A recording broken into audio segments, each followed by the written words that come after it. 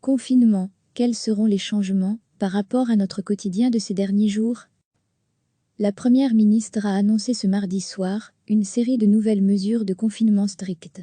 Jeudi dernier, Sophie Wilmès, après une réunion du Conseil national de sécurité, avait annoncé une phase fédérale.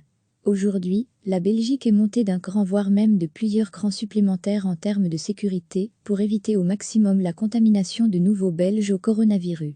Voici donc ce qui change par rapport aux précédentes mesures annoncées. C'est l'une des mesures choc ce soir.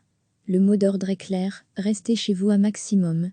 Jusqu'ici, il était encore permis de se déplacer même si les autorités avaient déjà tenté de limiter les rassemblements en annulant dès vendredi dernier toutes les activités récréatives, culturelles, folkloriques privées ou publiques, peu importe leur taille. Les cafés, restaurants et discothèques devaient déjà fermer.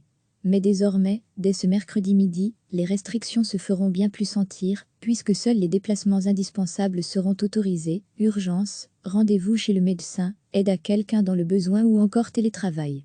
Les magasins de vêtements, les fleuristes, les magasins de meubles, tous les commerces non essentiels pouvaient encore ouvrir jusqu'à aujourd'hui en semaine et devaient fermer le week-end. Désormais, tous ces magasins devront garder portes closes y compris en semaine, jusqu'au 5 avril, date d'une nouvelle évaluation de la situation. Comme c'était encore le cas jusqu'à aujourd'hui, les magasins d'alimentation resteront ouverts. Mais les clients des supermarchés seront davantage contrôlés. Il ne pourra y avoir qu'un client par dizaine d'eux, avec une présence maximale de 30 minutes dans le magasin. Ces 30 minutes permettront d'éviter les files d'attente interminables et la contamination par rassemblement de trop nombreux clients. Comme jeudi dernier, la Première ministre a annoncé que les crèches demeureront ouvertes. Les cours des écoles primaires, secondaires et des universités restent quant à eux suspendus. Une fois encore, il est demandé d'essayer, autant que possible, de rester chez soi, parents et enfants. La mise en place d'un service d'accueil devra toujours être organisée pour les enfants dont les parents travaillent, par exemple dans le domaine des soins de santé, et pour les enfants dont il n'est pas possible d'organiser une garde autre que les grands-parents. La police veillera à faire respecter ces règles. Des amendes pourraient être infligées à ceux qui ne les respecteraient pas. Les détails concernant ces sanctions seront communiqués ultérieurement par les autorités. Mais ces nouvelles mesures, et les sanctions qui les accompagneront, signifient que nous entrons dans une nouvelle phase pour lutter contre le coronavirus, une phase de confinement, bien différente de celle que nous avons connue jusqu'ici. Recevez chaque matin l'essentiel de l'actualité.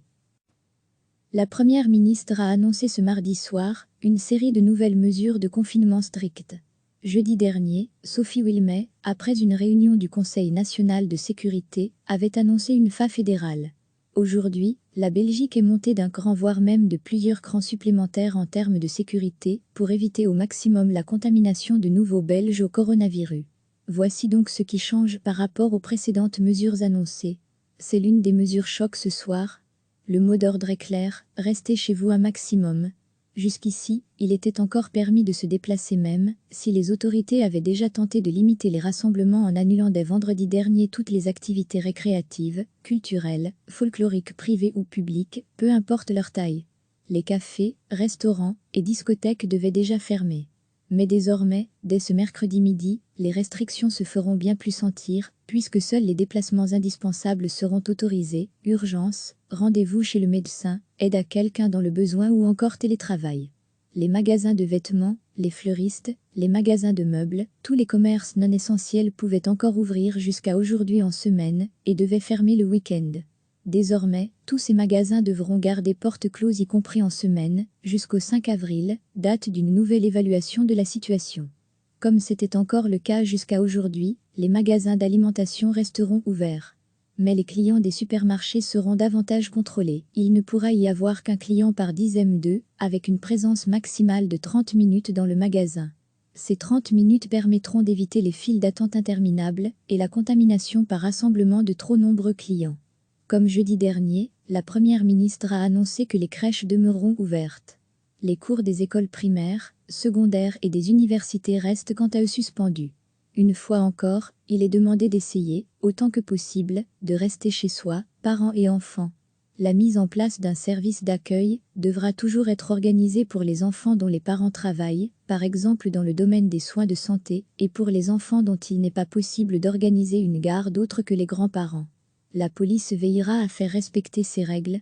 Des amendes pourraient être infligées à ceux qui ne les respecteraient pas.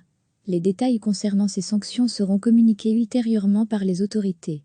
Mais ces nouvelles mesures, et les sanctions qui les accompagneront, signifient que nous entrons dans une nouvelle phase pour lutter contre le coronavirus, une phase de confinement, bien différente de celle que nous avons connue jusqu'ici. Cliquez sur s'abonner pour recevoir les dernières nouvelles.